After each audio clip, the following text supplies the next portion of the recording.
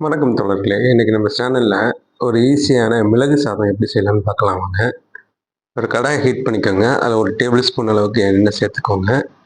அது கூட பார்த்தீங்கன்னா 1/4 டீஸ்பூன் அளவுக்கு கடுகு சேர்த்துக்கோங்க. ஒரு 4, 5 அளவுக்கு ஒரு கொத்தளவுக்கு கருவேப்பிலை சேர்த்துக்கோங்க. சேர்த்து ஒரு 2, 3 செகண்ட் இதை நல்லா வதக்கி விட்டுக்கோங்க.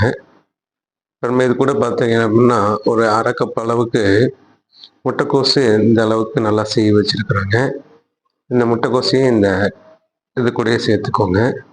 சேர்த்து இந்த முட்டைக்கோசு கொஞ்சம் பச்சை வாடை போகிற வரைக்கும் ஒரு 1லேருந்து 2 நிமிஷத்துக்கு நல்லா இந்த மாதிரி மீடியமான ஃப்ளேமில் நல்லா வதக்கி விட்டுக்கோங்க. இதுக்கு தேவையான அளவு உப்பு போட்டுக்கோங்க. நான் ஒரு 1/2 டீஸ்பூன்லேருந்து 1 டீஸ்பூன் போட்டுக்கோங்க, கரெக்டாக இருக்குங்க. இது கூட பார்த்தீங்கன்னா கரம் மசாலா ஒரு 1/4 டீஸ்பூன் அளவுக்கு போட்டுக்கோங்க. நீங்கள் சிக்கன் மசாலா இருந்தால் அது கூட சேர்த்துக்கலாங்க. நீங்கள் கரம் மசாலா சேர்த்துக்கிறாங்க.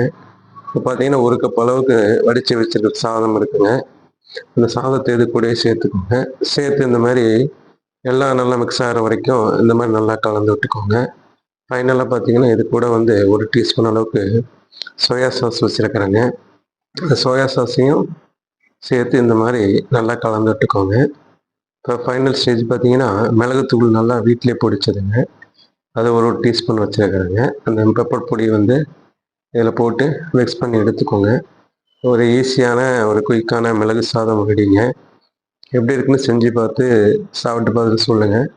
ஒரு லஞ்ச் பாக்ஸு அப்படியே டின்னருக்கெல்லாம் ஒரு நல்ல ஒரு இதுங்க. செஞ்சு பாருங்கள். Okay friends, thanks.